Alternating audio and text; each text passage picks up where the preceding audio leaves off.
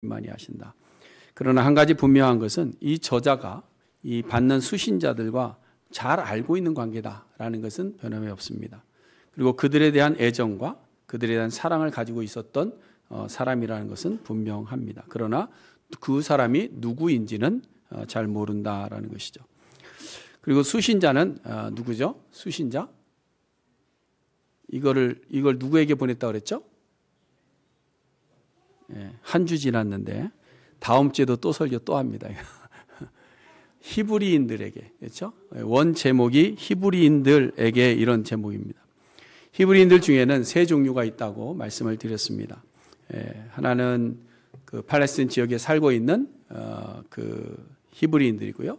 또 한 종류는 흩어져 있는 히브리인들이고 또 한 종류는 흩어진 사람들 중에 개종한 히브리인들이 있다 그랬습니다.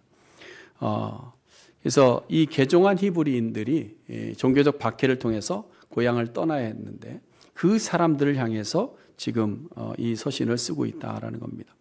그래서 개종한 히브리인들이 로마 황제에 의해서 가혹한 박해를 받게 되고 그 믿음이 흔들리고 있었습니다. 그래서 유대교로 다시 복귀하려는 자들이 생겨나기 시작합니다. 그래서 주님을 목격하고 예수님으로부터 복음을 받아들고 유대교에서 개종하였던 저자가 급하게 서신의 형식을 빌어서 설교문을 적어 보낸 것이죠. 그 핵심적인 내용이 뭐냐? 바로 예수 그리스도다라는 겁니다. 그래서 히브리서의 내용은 그리스도에 대한 내용들로 가득 차 있습니다. 여러분, 일반적으로 체험한 자의 말을 듣는 청취자가 수긍을 할 수는 있지만 확신을 하지 못하는 경우가 있습니다. 어떤 체험자가 있는데 그 체험자가 체험하지 못한 사람에게 이야기를 합니다. 아, 그럴 수 있어. 그런데 그거를 확신하지 못하는 경우도 있죠. 직접 본 사람과 보지 않은 사람이 싸우면 누가 이길까요? 안 본 사람이 이긴다고 그러잖아요. 그냥 우기니까 모르니까. 그리고 자기가 가지고 있는 생각에 가로막혀 있는 겁니다. 우리의 신앙도 자주 이런 이유 때문에 흔들리는 경우를 종종 봅니다. 그래서 기독교 신앙을 무슨 신앙이라고 하면 체험적 신앙이다 이렇게 이야기합니다.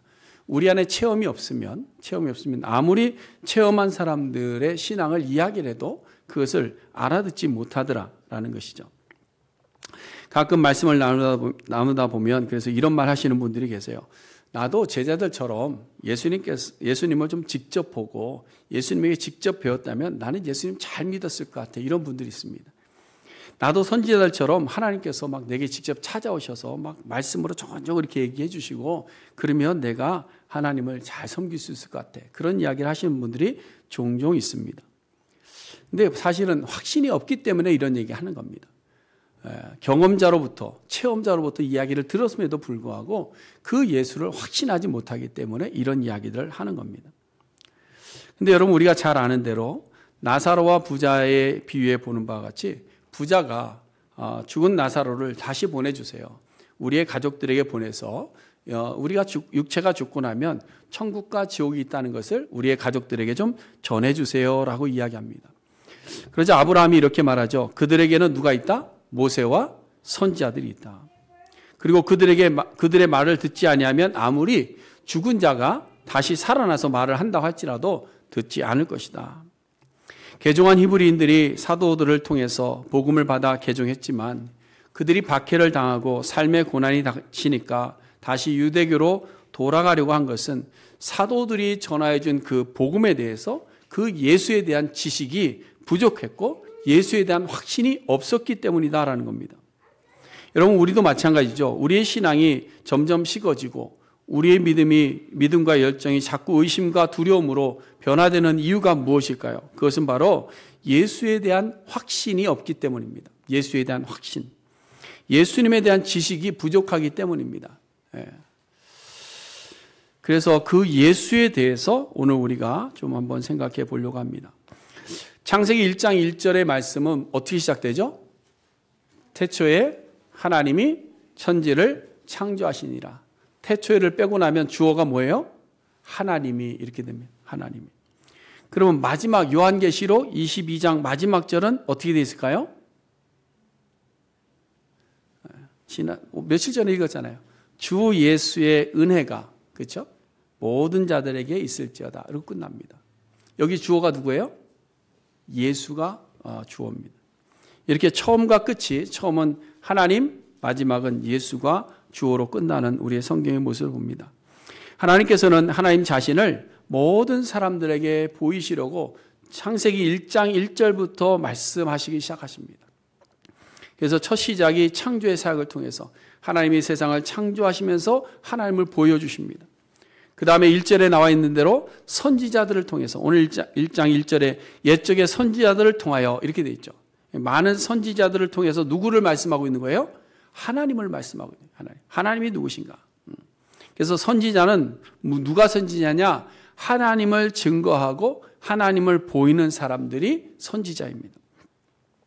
그래서 하나님의 말씀을 전하거나 하나님의 뜻을 밝히 알게 하거나 하나님의 심판을 선언하는 사람들을 선지자라고 이야기하는 거죠. 그래서 하나님께서는 이 선지자들 통해서 여러 부분과 여러 모양으로 하나님을 보이셨다. 꿈으로 아니면 말씀으로 아니면 하나님의 현현으로 보여주셨습니다.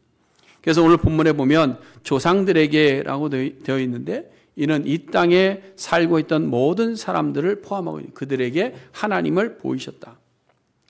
그러고 나서 이제는 마지막 날에 누구를 통해서? 아들을 통해서 누구를 보이신다? 하나님을 보이시겠다는 하나님을. 그래서 성경의 마지막이 예수의 이름으로 마무리되는 겁니다. 다시 말해서 하나님은 아들을 통해서 하나님을 보여주셨기 때문에 우리는 아들을 보면 누구를 알아야 될까요? 하나님을 알아야 된다. 하나님을. 그 아들을 오늘 본문 2절과 3절에서 좀 자세하게 설명을 하고 있습니다. 그래서 뭐 어떤 분들은 7가지로 이야기하기도 하는데요. 저는 한 5가지 정도 이야기하려고 합니다. 이 아들을 우리가 믿어야 우리가 참된 구원의 길로 갈 수 있다라는 겁니다. 그래서 오늘 5가지도 많은데요. 그것을 짧게 말씀을 드리겠지만 집에 돌아가시면 이 예수에 대해서 아들에 대해서 조금 더 깊이 묵상하실 수 있으면 좋겠습니다. 자, 먼저 첫 번째로 2절에서 아들에 대해서 누구라고 이야기하느냐? 만유의 상속자 이렇게 얘기해요. 만유의 상속자. 여기 만유는 뭘 이야기할까요? 만유? 온 우주 공간까지를 다 포함하는 피조 세계를 이야기합니다. 신명기 10장 14절에 보니까 하늘과 모든 하늘의 하늘과 땅과 그 위의 만물은 본래 내 하나님 여호와께 속한 것이라 이렇게 말씀하고 있어요. 이 말은 땅과 하늘뿐만 아니라 하늘의 하늘, 우주 공간까지도 땅 위에 있는 모든 만물까지도 모든 피조물까지도 다 하나님께 속해 있다. 그것이 만유입니다. 그러니까 태양도 달도 우주도 이 땅에 존재하는 것들도 우리 사람들까지도 다 누구의 것이다? 하나님의 것이다. 라는 것이죠. 그래서 이 만물의 소유권이 하나님에게 있는데 그 하나님이 가지고 있는 이 소유권을 누구에게 상속하셨다? 예수에게 상속하셨다라는 예수에게. 그것이 만유의 상속자입니다. 그래서 5절 말씀으로 내려가 보면 너는 내 아들이라 하는 시편 2편의 말씀이 나오는데요. 우리가 그 성경 이렇게 봉독도 했는데 시편 2절에 보시면 너는 내 아들이라 하고 8절에 가서는 이렇게 되어 있습니다. 내가 내게 유업으로 주리니 내 소유가 땅끝까지 이르리라 말씀합니다. 땅끝까지 이르리라. 그리고 나서 만물의 권세를 육신을 입고 오신 예수님께 부여하십니다. 그리고 예수 그리스도를 임명하시는 임명. 이 모든 만물이 너의 것이다라고 임명해 주는 것이죠. 그래서 상속자라는 말의 뜻은 뭐냐? 모든 것을 받았다라는 의미, 받았다. 다시 말해서 예수 그리스도는 온 우주 만물의 주인이시다라는 거예요. 주인이시다. 사람의 몸을 입고 구유에 나셨지만 십자가에 죽으셨지만 그 예수님이 온 우주 만물의 뭐다? 주인이시다. 그래서 예수님께서도 마태복음 28장 18절에서 말씀하십니다. 하늘과 땅의 모든 권세를 내가 받았다 이렇게 얘기합니다. 자, 그럼 예수님께서 만유의 상속자가 되신 것과 우리 사이에는 무슨 어떤 연결고리가 있느냐? 그건 예수님 거죠. 우리하고 무슨 상관이 있습니까? 이렇게 얘기할 수 있습니다. 그렇죠? 근데 고린도전서 8장 6절에 가보면 우리에게는 한 하나님 곧 아버지가 계시는데 만물이 그에서 났고 우리도 그를 위해서 있고 그 다음에 또한 한 주 예수 그리스도께서 계시는데 만물이 그로 말미암고 그의 것이고 우리도 뭐예요? 그로 말미암음이에요. 우리가 그 안에 있다 이 얘기를 하고 있는 거예요. 오직 한 분 하나님이 만물의 주인이시고 오직 한 분 예수 그리스도가 그 만물의 상속자이시고 우리는 그 상속자 안에 있다라는 얘기입니다. 안에 있다. 다시 말해서 만유의 상속자 되시는 예수 그리스도를 믿는 자들은 그리스도 안에서 생명을 얻고 하나님의 나라를 유업으로 이어갈 자가 된다, 이 말씀을 하고 있는 거예요. 그러므로 우리에게는 온 우주 만물을 홀로 상속받으신 예수 그리스도를 믿는 길 외에는 우리에게 선택의 여지가 없다라는 거죠. 그래서 지난주에도 말씀을 드렸지만 예수님은 여러 신들 중에 한 분이 아닙니다. 여러 성인들 중에 한 사람이 아니다라는 거죠. 하나님께서 만유의 상속자로 세우신 분이고 오직 한 분. 하나님의 아들이 몇 명 계시죠? 독생자예요. 독생자. 한 분 아들. 그래서 베드로 사도가 구원받을 만한 이름, 다른 이름을 우리에게 주신 적이 있다 없다? 없다라고. 자, 그 다음에 두 번째로 2절 말씀 하반절에 보시면 그로 말미암아 무엇을 지으셨다? 모든 세계를 지으셨다, 이렇게 얘기합니다. 여기서 그는 이제 아들을 이야기하는 거였죠. 앞서는 상속받았다 그랬고요. 이번에는 그가 바로 창조자다, 이렇게 이야기하고 있는 거예요. 창세기 1장에서 천지를 창조하실 때 하나님은 늘 복수로 사용됩니다. 엘로힘이라는 단어를 사용합니다. 그 복수를 이야기하고 있어요. 또 사람을 만드실 때에 우리라는 복수형을 사용하고 있죠. 뿐만 아니라 잠언 8장에 보면 여호와 하나님이 천지를 창조하실 때에 지혜가 되시는 예수님이 함께 계셨다, 이렇게 이야기합니다. 함께 계셨다. 그 곁에서 함께 창조자가 되었다는 거예요. 그 창조주 하나님이 사람의 몸을 입고 이 땅에 오셨다는 사실에 대해서 성경적인 증거가 필요한 것이죠. 그래서 대표적으로 요한복음 1장 2절과 3절에서 이야기하죠. 육신을 입고 오신 예수님이 하나님과 함께 계셨고 만물이 창조될 때에 함께 하셨다. 이 사실을 명확하게 밝히고 있는 겁니다. 사도 바울도 골로새서 1장에서 모든 피조물보다 먼저 나신이다, 만물이 그에게서 창조됐다라고 여러 서신서를 통해서 우리에게 증거하고 있는 겁니다. 그럼 왜 상속이라는 단어를 사용하고 피조물보다 먼저 나셨다, 이런 먼저 지어졌다라는 표현을 사용하고 있을까? 그것은 사람들이 신적인 존재가 육체를 입는다는 것에서 이해할 수 없기 때문입니다. 이해할 수 없기 때문에.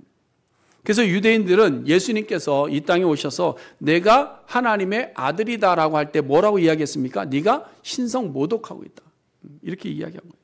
그 말을 이해하지 못하는 겁니다. 그러니까 우리의 지식으로는 도저히 이해되지 않고 증명해 보이기가 어려운 천지 창조인데 그 천지를 창조하신 분이 또 사람의 몸으로 자기를 만들어 놓은 세상에 직접 온다는 것을 이해하기가 참 어려운 겁니다. 그래서 상속이라는 단어도 사용하고 또 우리보다 먼저 나셨다라는 표현도 사용하고 아들이라는 표현도 사용하고 있는 겁니다. 그래서 지금도 신앙생활 하시는 분들 중에도 하나님의 천지 창조를 믿지 못하는 분들이요, 예수님의 창조주 되심을 믿지 못합니다. 그러니까 믿음으로 살지 못하는, 예수만 믿고 살지 못하는 겁니다. 그저 소망과 기원을 위해서 눈에 보이지 않는 신적인 존재를 찾고 있는 것이죠. 그러나 여러분, 예수님은 창조주이십니다. 모든 만물을 지으시고 우리를 만드신 분입니다. 우리를 만드신 분. 그 다음 세 번째로 아들에 대하여 말하기를 3절에 보시면요, 하나님의 영광의 광채시요 본체의 형상이라, 이렇게 말씀하죠. 이 말은 하나님과 예수님이 한 분이시다, 이 얘기를 하고 있는 거예요. 한 분이시다. 빌립보에서 그래서 뭐라고 이야기하느냐, 그는 근본 하나님의 뭐다? 본체이시다, 이렇게 이야기해요. 본체이시다. 또 예수님은 뭐라고 말씀하셨어요? 나와 아버지는 뭐다? 하나다, 이렇게 얘기해요. 하나다. 그러나 사람이 하나님의 영광을 본 적이 없기 때문에 예수님의 말씀을 이해할 수가 없는 것이죠. 그래서 하루는 빌립이 예수님을 찾아와서 아버지, 이는 성부 하나님이죠. 아버지, 창조주 하나님을 이야기합니다. 아버지를 우리에게 보여주세요. 그리하면 내가 좀 족하겠나이다. 내가 좀 믿을만 하겠습니다. 그때 예수님께서 대답하실 때 내가 이렇게 오래 너희와 함께 있었는데 왜 나를 알지 못하고 나를 보았는데 아버지를 보여달라고 하느냐라고 말씀하십니다. 내가 아버지 안에 거하고 아버지는 내 안에 계시는데 이것을 왜 너희가 믿지 않느냐? 내가 일한다는 것은 아버지가 일하는 것이고 아버지 일하는 것으로 내가 일하고 있다라고 말씀하고 있는 거예요. 그래서 하나됨을 말씀하고 있는 거예요. 하나됨. 그래서 오늘 광채라는 말을 쓰고 있는 거예요. 영광의 광채라는 단어를 쓰고 있는 겁니다. 이 광채라는 말의 의미는 뭐냐면 발광체입니다. 발광체. 스스로 빛을 비추는 발광체. 만약에 예수님이 하나님과 하나됨이 없다고 한다면 하나님의 영광이 예수 그리스도 안에서 반사체가 되어야 되는 거예요. 근데 예수님이 하나님과 한 분이시기 때문에 하나님의 그 영광의 발광체로 우리에게 비추어 주신다. 그래서 모세도 그 영광을 대면하지 못할 정도로 빛나는 빛된 광채의 모습을 이야기해요. 뿐만 아니라 본체의 형상이라는 말은 하나님의 본성이 육신을 입고 오신 예수 그리스도에게 똑같이 각인되어져 있다 이 얘기예요. 하나님의 본성과 성품과 하나님의 형상이 예수 그리스도 안에 똑같이 담겨져 있다 이 얘기를 하고 있는 겁니다. 그래서 예수 그리스도의 모든 모습과 말씀이 누구의 말씀이다? 하나님의 말씀이다. 여러분 우리가 예전에는 요즘 뭐 사인하니까 볼펜 들고 다니는데요. 요즘 뭐 볼펜도 안 들고 다니더라고요. 손가락으로 뭐 이렇게 하기도 하는데 예전에는 도장 파서 다녔잖아요. 그렇죠? 도장을 파서 다니는데 도장을 찍으면 어떻게 돼 있어요? 각인되어져 있는 그대로 찍히는 겁니다. 그렇죠? 그것이 형상입니다.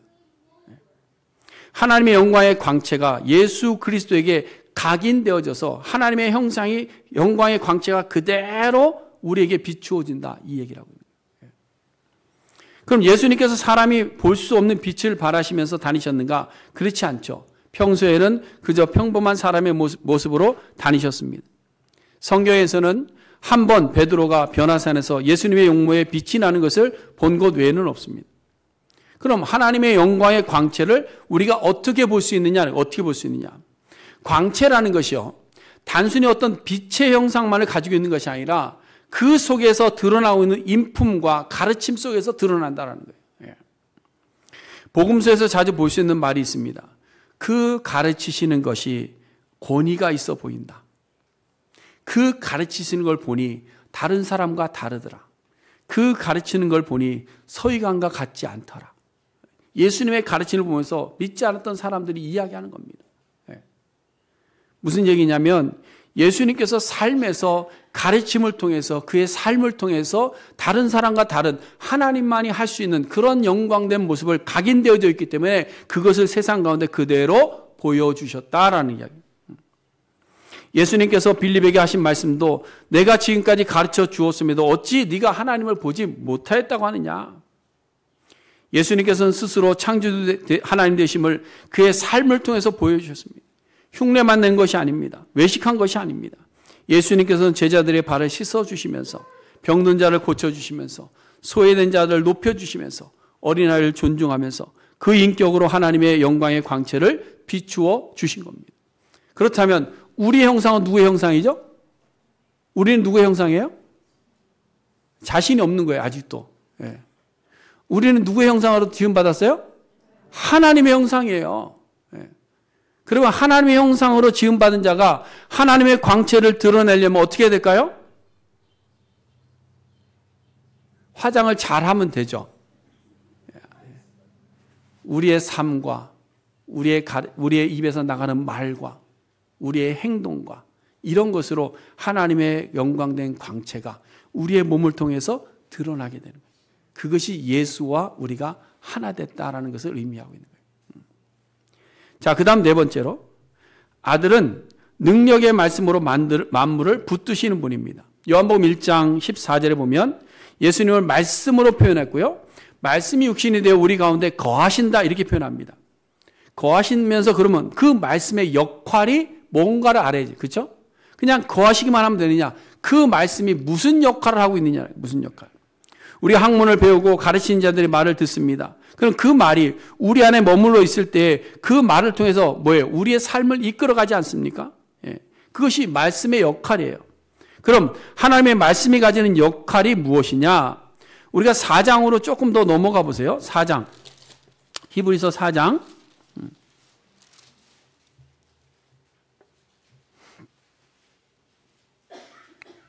자, 12절 말씀 우리 다 같이 함께 읽어봅니다. 시작. 하나님의 말씀은 살아있고 활력이 있어 좌우의 날선 어떤 검보다도 예리하여 혼과 영과 및 관절과 골수를 찔러 쪼개기까지 하며 또 마음의 생각과 뜻을 판단하나니. 자, 보세요. 그 다음에 이제 13절까지 한번 같이 봅시다. 시작. 지으신 것이 하나도 그 앞에 나타나지 않음이 없고 우리의 결산을 받으실 이의 눈앞에 만물이 벌거벗은 것 같이 드러나느니라. 자, 보세요. 말씀이 무슨 일을 하는가? 말씀이 무슨 일을 한다고 그랬어요? 혼과 영과 및 관절과 골수를 찔러 쪼개는 그 일을 하는 겁니다.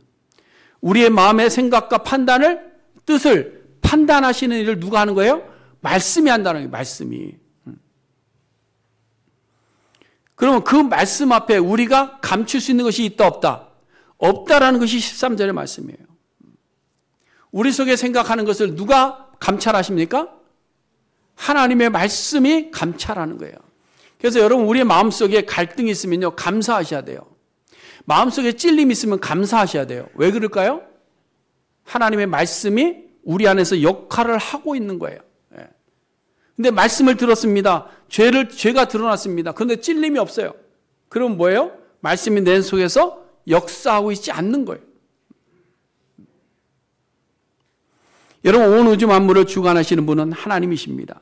근데 우리가 오해하지 말아야 될 것은 우주 만물을 주관하시는 분이 성부 하나님, 하늘에 계시는 하나님으로만 생각하면 안 됩니다. 우리의 삶을 주관하시는 분은 성부, 성자, 성령 하나님께서 함께 일하셔서 운행하시는 것이 온 우주 만물입니다. 그래서 하나님의 말씀은 언제나 이 세상을 붙들어 주시는 거죠. 그래서 하나님의 말씀으로 창조하신 창조의 질서들이 이 온 우주 만물을 돌아가게 하는 겁니다. 그렇죠? 하나님의 말씀은 자기 백성들에게 임하셔서 죄를 깨닫게 하고 죄에서 벗어나게 하고 죄를 이기게 하고 선한 길로 가게 만드는 거예요. 하나님의 말씀은 순종하는 자들의 역사입니다. 그래서 하나님의 말씀이 순종하는 자들의 삶의 방향을 제시해 줍니다. 그래서 그걸로 이끌어 가주시는 거예요. 그래서 여러분 하나님의 말씀은 우리 안에서 역사하는 역할을 역사하는. 자, 그럼 우리는 누구의 말씀을 듣고 순종하며 살아야 되느냐는 거예요. 누구의 말씀을 듣고. 예수님께서 하신 말씀을 듣고 따라가야 되지 않겠습니까? 그렇잖아요.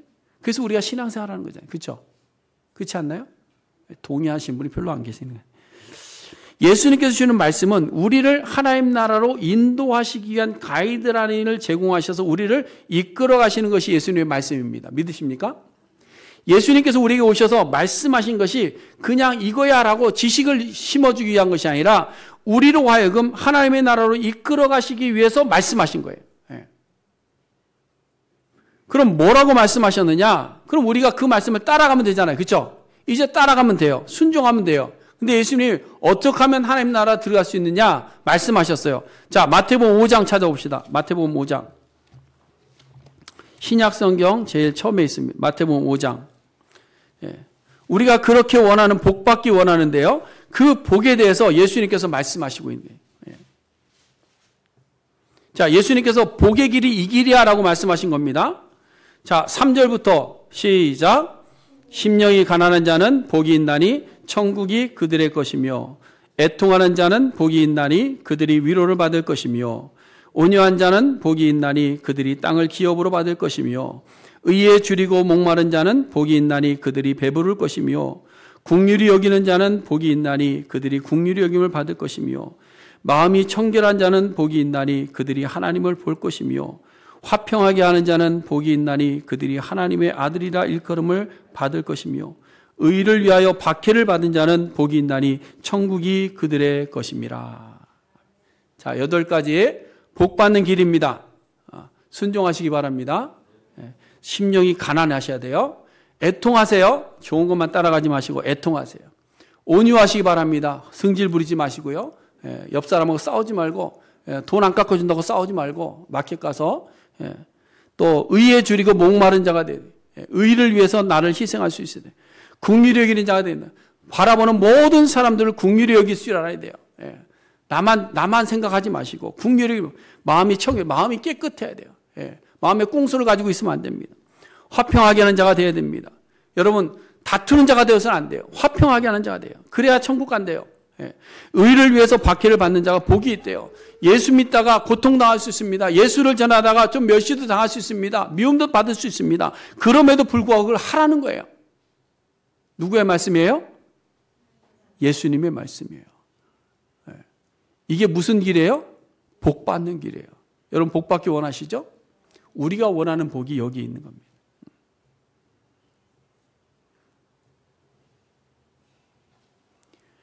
우리가 이 땅에서 그리고 영원한 하나님 나라에서 복을 받을 수 있는 방법이 마태복음 5장에서 아주 선명하게 우리에게 말씀되고 있는 거예요. 예수님께서 왜 이 말씀을 하셨는가 한번 생각해 보세요. 예수님께서 왜 이 말씀하셨는가? 예수님께서 말씀하신 것들을 잘 보시면요. 우리가 그의 말씀을 듣고 지식을 쌓아가고 율법을 해석을 듣고 막 이런 게 아니에요. 그렇죠? 한번 잘 보시면요. 율법을 해석하거나 아니면 무슨 이치를 가리키는 이런 게 아니라 하나님 나라에 들어갈 수 있는 길을 제시하고 있는 거예요. 다. 하나님 나라 들어가는 길을 제시하고 있는 거예요. 그러므로 우리는 그 아들을 알고 그 아들의 말씀에 귀를 기울이는 믿음의 사람이 될 때에 우리의 삶이 자라갈 수 있고 우리의 믿음이 성장해 갈 수 있는 줄로 믿습니다. 예수님께서 이 땅에 오신 이유가 거기에 있는 거예요. 그 아들이 하는 일이 그겁니다. 그 다음에 5번째로 아들에 대해서 오늘 본문이 뭐로 이야기하느냐? 죄를 정결하게 하는 일을 하시는 분이다. 이렇게 얘기합니다. 이것은 예수님께서 육신을 입고 오신 아들의 목적입니다. 목적. 여러분 우리는 예수를 왜 믿습니까? 살고자 믿습니다. 그렇죠? 예? 그렇잖아요. 우리가 예수를 믿는 것은 살고자 예수 믿는 거예요. 근데 예수님은 뭐예요?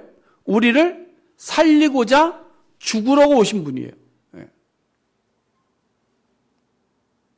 우리는 살겠다고 예수를 믿습니다. 우리는 살겠다고 신앙생활하고 살겠다고 종교생활합니다. 근데 예수님은 우리를 살리시겠다고 내가 죽으러 오신 거예요. 죽으러. 마태복음 20장에 보시면 세베대의 아들의 어머니가 있는데요. 그 어머니가 아들들을 위해서 선생님을 찾아옵니다. 예수님 앞에 와서 청하기를 주의 나라에서 나의 2 아들이 선생님을 따라가고 있는데 한 아들은 우편에 세워주시고 한 아들은 좌편에 세워주세요. 우리의 아들들이 예수님이 영광을 받으실 때 함께 받는 그 자리에 있기를 원합니다. 이 얘기를 하고 있는 거예요. 근데 예수님께서 여기에 대해서 뭐라고 대답하셨느냐? 인자에 온 것은 자기의 목숨을 많은 사람의 대속물로 주려 함이라. 의도가 완전히 다르잖아요. 그렇죠? 의도가 다릅니다. 오늘날 우리의 신앙을 보면 우리도 마찬가지예요. 하나님 앞에 나와서 복 받기를 원하고 하나님 앞에 나와서 모든 것이 형통하기를 원하고 모든 것이 평안하기를 원하고 모든 것이 나에게 쌓여지기를 원하고 내가 살기를 원하고 내가 높임 받기를 원하고 내가 존귀 되기를 원하고 그런 것들이 우리의 기도 제목들로 가득 차 있습니다. 근데 예수님은 아니잖아요. 의를 위해서 핍박 받으라. 의를 위해서. 예수님의 은혜가 얼마나 큰가 한번 생각해 보세요. 우리는 살고자 하는데 예수님은 나 살리겠다고 죽자고 오신 분이에요. 그분이 아들입니다. 그분이 아들. 그랬더니 어떤 분들이 그러잖아요. 죄라는 것에 대해서 우리가 잘못 오해할 때 착하게 사면 우리는 죄 없다 이렇게 생각합니다. 도덕적인 규범을 어기지 않았습니다. 세상 가운데 다른 사람을 해코지 하지 않았습니다. 법을 지켰습니다. 근데 내가 무슨 죄가 있느냐? 근데 여러분 예수님께서 제물이 되어주심으로 우리의 행위적인 죄도 포함되지만 더 중요한 것이 있습니다. 그게 뭐냐? 하나님과 죄인들 사이에 단절되어져 있는 그 죄의 문제를 해결한 거예요. 여러분 죄는 다른 게 아니고요. 하나님과 단절되어져 있는 것이 죄입니다. 하나님과 단절되어져 있는 거예요. 인류의 죄는 아담과 하와가 에덴 동산에서 쫓겨나서 분리된 그 자체가 죄입니다. 이 죄는 어느 누구도 해결할 수 없습니다. 하나님께서 아들을 보내셔서 죄를 정결케 하는 그 길 외에는 없는 거예요. 그래서 그 죄의 문제를 해결해 주시려고 아들이 이 땅에 오셨다. 우리가 아직 창조주 하나님을 믿지 못하고 있다면 그것은 죄입니다. 하나님이 창조하셨을까? 의심하고 있다면 아직까지 우리는 죄의 모습을 가지고 있는 거예요. 우리가 아직 인간의 몸을 입고 오신 예수님을 역사적인 사실로 믿지 못한다? 그것도 죄입니다. 우리가 아직 예수 그리스도 외에는 구원받을 길이 없다는 것을 믿지 않는 것, 그것도 죄입니다. 우리가 아직 하나님이 온 우주 만물의 주인 되시고 주관자 되심을 인정하지 않는다면 그것이 바로 죄가 됩니다. 이런 죄의 문제, 하나님과 분리되어서 생각하는 모든 것들을 한 번에 해결해 주시려고 이 땅에 오신 분이 우리가 믿는 예수 그리스도이십니다. 그 예수가, 그 아들이 십자가에 죽으셨고 부활하셔서 우리로 하여금 하나님과 화목해 하신 것입니다. 누구를 통해서? 아들을 통해서. 이런 사람이 바로 아들입니다. 예수 그리스도입니다. 우리가 믿는 예수입니다. 사랑하는 성도 여러분, 우리가 믿어야 될 예수가 바로 오늘 본문에서 이야기하는 그 아들입니다. 그 아들에 대해서 오늘 5가지로 말씀하고 있어요. 그 아들은 만유의 상속자입니다. 그 아들은 만물의 창조주이십니다. 그 아들은 하나님의 영광의 광채의 본체의 형상입니다. 그 아들은 세상을 붙드시는 분이시고 그 아들은 우리의 죄를 정결하게 하신 분입니다. 이 아들을 믿는 믿음이 바로 구원받는 믿음이고 우리의 삶을 새롭게 하는 믿음이 될 줄로 믿습니다. 기도하겠습니다.